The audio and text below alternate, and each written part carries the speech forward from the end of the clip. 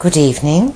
Good evening. We are here again for after recess discussion, which is always more out there. We like to have you reach into the cosmos after you've had a bit of time to talk and relax, etc. So we said we were going to talk about timelines a little bit, and it's not that we are going to pressure you to tell stories. We would like to encourage the blossoming that is happening, the blossoming of your consciousness, to produce something of beauty, to produce something, to open. And let's talk about current events in the larger context of things and how they relate to timelines and people's beliefs about timelines.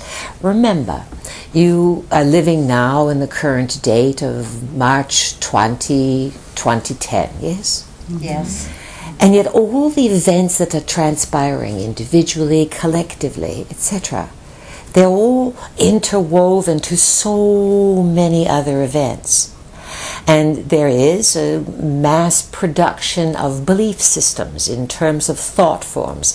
We spent a lot of time in the last year about thought forms, that your thoughts create a shape, if you want to call it that. You can call it a frequency, you can call it whatever you want. They have life. And that is called a thought form. And the more energy in your thoughts, the more emotion behind it, or the stronger the belief and conviction, then whether it is true or not, it makes no difference. And what is true anyways? Everything is true from certain perspectives, you understand? Mm-hmm. In this virtual game of yours to discover yourselves. The game board and the game will take on new meaning, much greater meaning. So considering that there's all these belief systems and thought forms forming out there, you have the belief, many people focused on the point of the Mayan calendar 2012. You have the realization you are closing in on, or close to, very direct alignment with the galactic center. You have a belief, as you were discussing on recess, about end times. People who see the apocalypse as something that is part of these cycles. You have geologists, astrophysicists who are looking at things from a scientific point of view, who are able on a geophysical level to bore down and to create core samplings deep from the earth, deep from the ice, etc. And so in a very short period of time, many people from different belief systems are coming to realizations. Now, these realizations may not be correct at all. Do you understand? Mm-hmm. But from all these different points of view, people believe something's happening. They sense it and they apply it to their belief system. Now, we have taught you that the old adage about the blind men touching the elephant and everyone feeling something else, to understand? Mm-hmm. This is a metaphor for where the whole planet is. So on some level, the picture that you are attempting to put together is not at all what the mass consciousness thinks it is, including those of you who are here. So there is a desire, a sense, the rolling waves of super synchronicities and all these things that are lining up in people's lives. Light bulbs are going off. But no one has an idea of what this picture is going to be. And that is good at this point. It would be too frightening. The bottom line is that other lines of time are opening into your now, and they are giving you the clues and the story.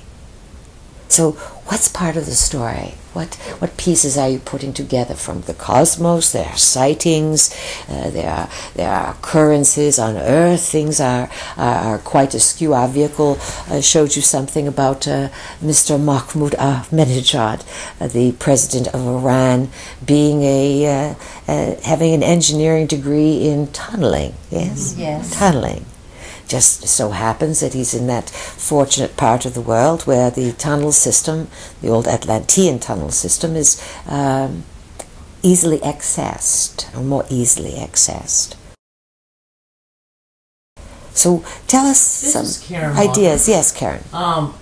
one thing that just occurred to me that's sort of a mass timeline is you were talking about different people from all different venues and different walks of life all being aware that something is going on.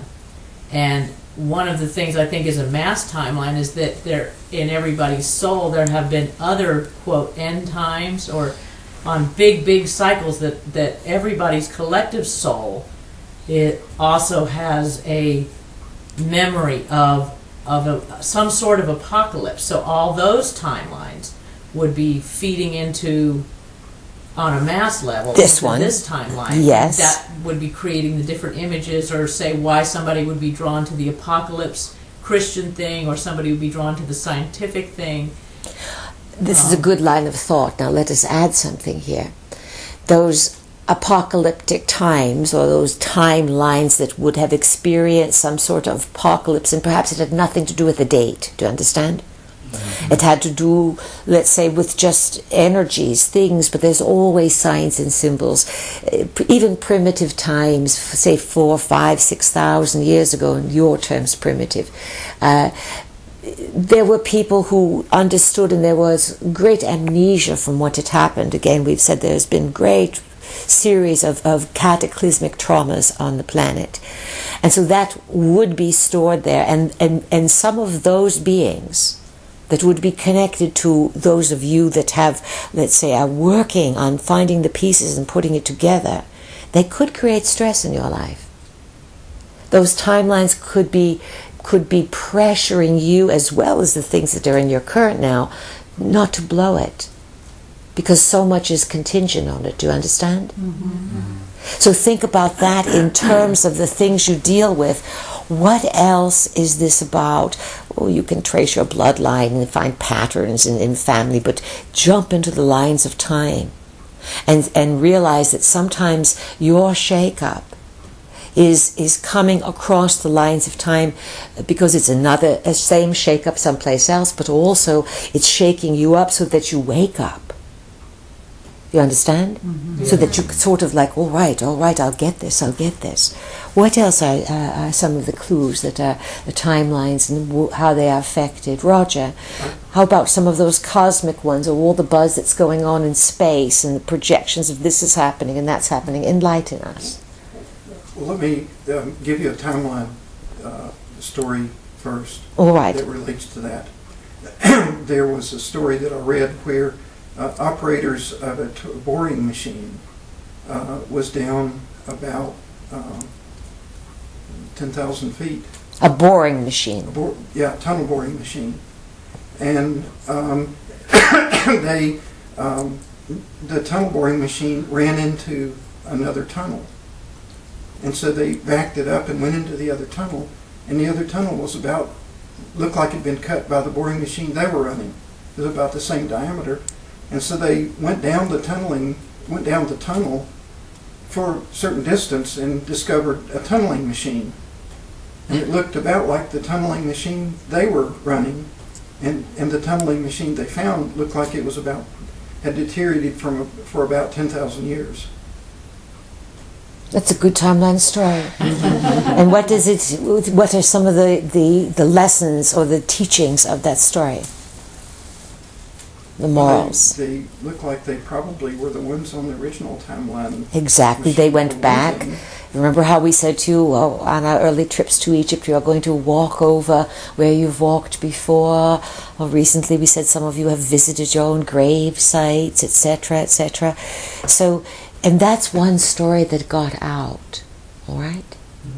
Understand that when you start playing with technologies and machines and all things of power, whether it is atomic power, whether it is hydropower, the power of the cosmos, electricity, all these things, once you start playing with this is another maturation in the blossoming of consciousness. What do you do with this power? What do you do with the power of your genitals?